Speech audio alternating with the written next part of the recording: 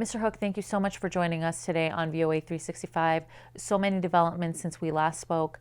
An aircraft carrier group, an amphibious ready group, Patriot missiles, and B-52 bombers have all been deployed to the region.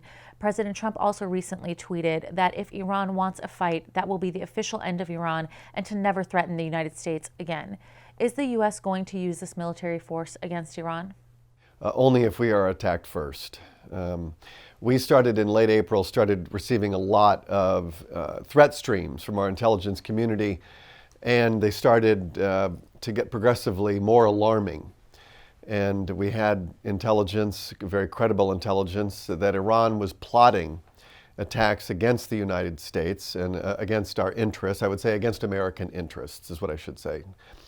And we decided to put in place reposition military assets so that if we are hit first, we're in a position to defend ourselves in the region. So General McKenzie, who is the four-star general who commands CENTCOM, made a request to the Joint Chiefs of Staff saying that he would like to have the USS Abraham Lincoln expedited into the Persian Gulf, into that area. And we also put in place B-52 bombers, F-35s, a range of intelligence, surveillance, reconnaissance assets, just to do what we can to deter Iran, the regime, from carrying out the attacks that we were concerned were imminent. What we have been concerned about has not yet materialized in terms of attacks on some of the ones that we were expecting. We are investigating the attacks on the 4 oil tankers and the attack on the East-West pipeline. Those nations that were attacked will have the investigations, they'll be done, and we expect they'll announce the findings. But so far, we're trying to deter the regime from attacking American interests. Speaking on that, on the note of the oil tankers, Senator Lindsey Graham said that the Trump administration sees the recent drone attacks on the Saudi oil tankers and the Saudi oil pipeline as coordinated and directed by the Iranian government. How would you respond to that? We're going to let the countries that were the victims of the sabotage, of the attacks, announce their own conclusions. And so we have been asked, I think a number of countries have been asked to offer scientific support, forensic support to aid the investigation.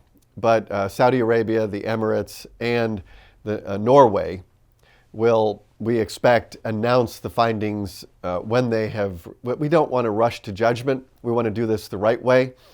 And so we think that when the investigations are done, we'll have an announcement to make. And I don't like to prejudge outcomes on something this serious, but we're hopeful that announcements will be made soon. Do you have any new information as to what led to a partial evacuation of our embassy in Baghdad? It was a lot of threats that we were receiving through intelligence channels in various theaters. It wasn't limited to just one theater, but Iraq was one of the theaters where we were on heightened alert for the potential for an Iranian attack. And so our embassy there requested the drawdown of some of our diplomats, and so that has taken place. And we did that just simply to protect the safety and the security of the Americans and those who are in the embassy, to ensure that if there are attacks, that we have at least moved some number of them off the compound. After Secretary Pompeo's briefing on the Hill, skeptics like House Armed Services Committee Chairman Adam Smith said that they still don't have a clear answer as to what the ultimate goal of this maximum pressure campaign is, if it's not, as the administration has said, regime change in Iran. How would you respond to that? We've been so transparent, I think, over the last year. The Secretary Pompeo announced his new Iran strategy almost a year ago today. And so we have done so many speeches. The Secretary has, I have, the Vice President, President Trump. I think we have been conducting our foreign policy in broad daylight. And so I'm just surprised to hear that there's anyone in Congress who's confused about what our goals are. We want to deny the regime the revenue that it needs to pay for all of its proxies and satellites around the region. They organize, train, and equip these proxies, Hezbollah, the Houthis, Shia proxies in Syria and in Iraq. So we are having some success there, which we can talk about later. But we're also trying to pressure this regime to come back to the negotiating table so that we can get to a new and better deal. What we're doing is very similar, at least tactically, with what prior administrations have done, is that you need to put in place pressure on this regime if you want to deter their behavior, to moderate their behavior. And then you need to get an agreement that's going to be truly comprehensive, covering the nukes, the missiles, the regional aggression. So that's our goal. It's to get to a new and better deal, and in that process, deny the regime revenue to fund its foreign policy. Well, as you mentioned, this week marks 1 year since Secretary Pompeo announced what Iran could do in order to normalize relations between the two countries. That list included a requirement that Iran provide a full account of the prior military dimensions of its nuclear program to the IAEA. Has Tehran provided this information? No, they still continue to deny that their nuclear program has had any military dimension. And we know from the atomic archive that Iran was keeping under armed guard in the heart of Tehran. There was a half a ton of materials in that warehouse on building a nuclear weapon. And these documents are in Farsi. There's no question that they're from the regime, and they were protecting them, and they were hiding them from the IAEA. So those have been discovered, and those we're now going through those to understand exactly what they mean, but it's a half a ton of documents and hard drives and CD-ROMs. We're going through that.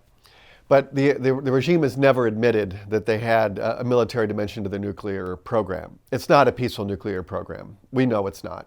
The Iranian regime knows it's not. They're just not telling the truth.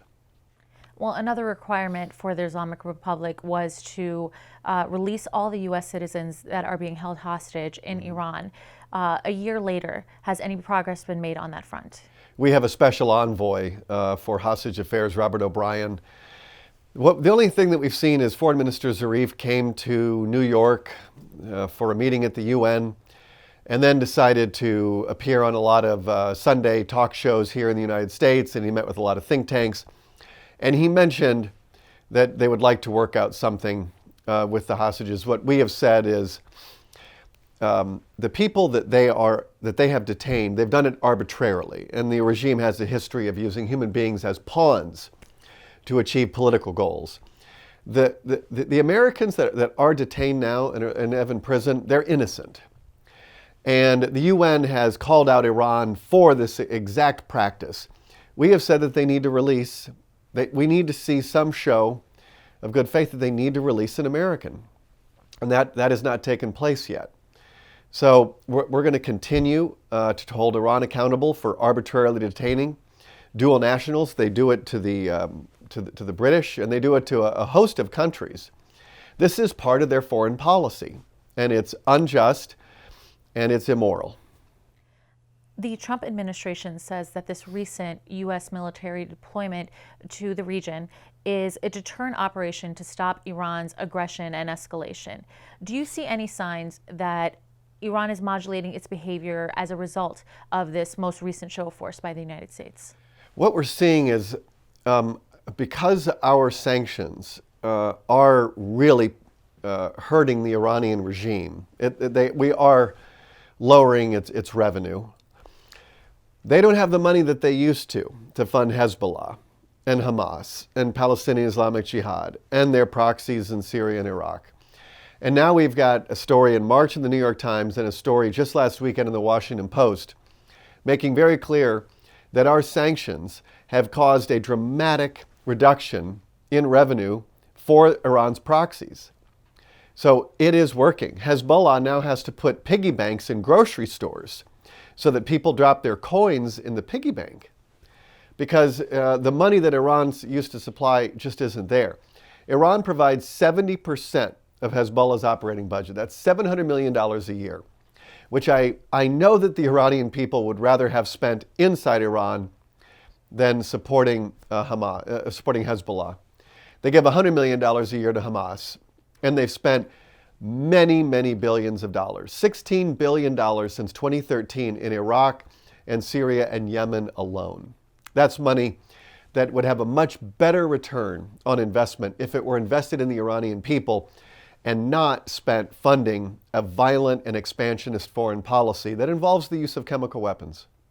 Well, you spoke on Iran's economy just now. Earlier this week, President Trump tweeted that Iran's economy continues to collapse. Very sad for the Iranian people. What is your latest projection on the economy in Iran?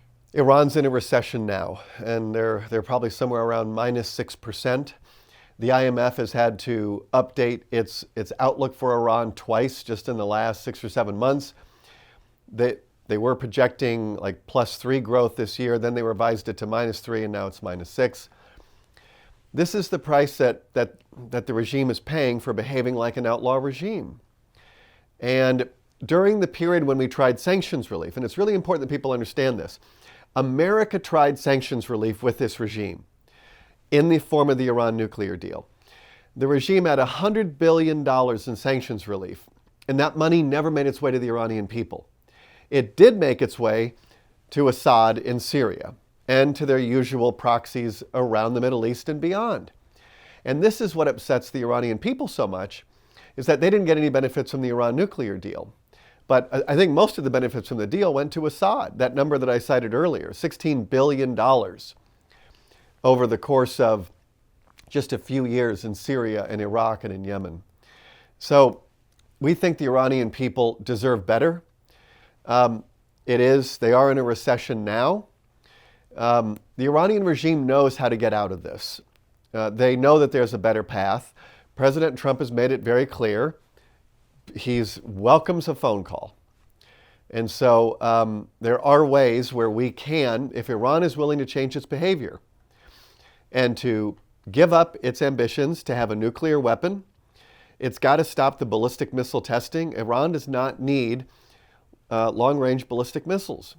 And they also need to stop funding terrorist groups. And there's a lot that can be done if Iran is willing to behave more like a normal nation. We think the Iranian people want the same thing. President Trump tweeted this week that Iran will call us if and when they are ever ready. Have there been any attempts by the Iranian leadership to contact the United States, perhaps through an intermediary? We haven't had any of that happen yet.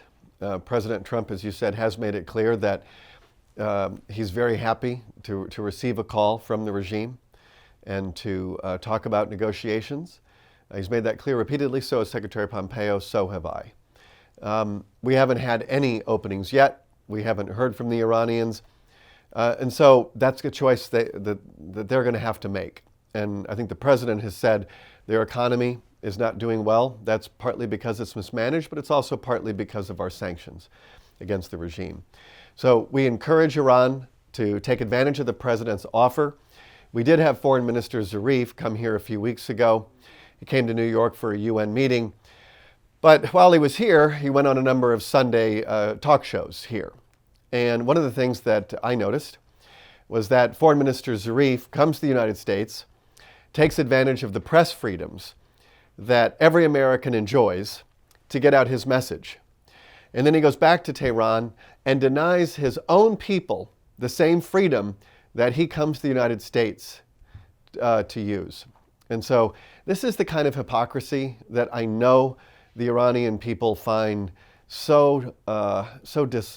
so awful for them, because they see him enjoying the freedoms here and then he denies his own people the freedoms there. It's very hard for us to imagine Foreign Minister Zarif inviting an American official to come to Tehran and for us to put out our message to the Iranian people. But he's very happy to come here and use our freedoms as much as he would like while he denies them to his own people. Do you have any preliminary assessment as to how effective the oil sanctions have been since the end of the waivers? Has the administration succeeded in driving Iran's oil sales down to zero? What we've done is announce that we will not grant any waivers to any countries to import Iranian crude. And so there are now roughly 25 or 30 countries that used to import Iranian crude that are now zero. Iran, 40% of its revenue comes from the sale of oil. That's around $50 billion. We have already taken off, I know, well over $10 billion. Our goal is to get to 50. When the oil imports are at zero, that'll be a loss of $50 billion. And so that is the money that they use to fund their foreign policy and to fund the nuclear program, the missile program, the regional aggression. And we are now making all of those activities prohibitively expensive. They just don't have, they are not going to have the revenue they used to, and they don't now. We're seeing the effects now. Thank you so much for your time, Mr. Hook. Really appreciate it. Thank you very much. Thanks very much.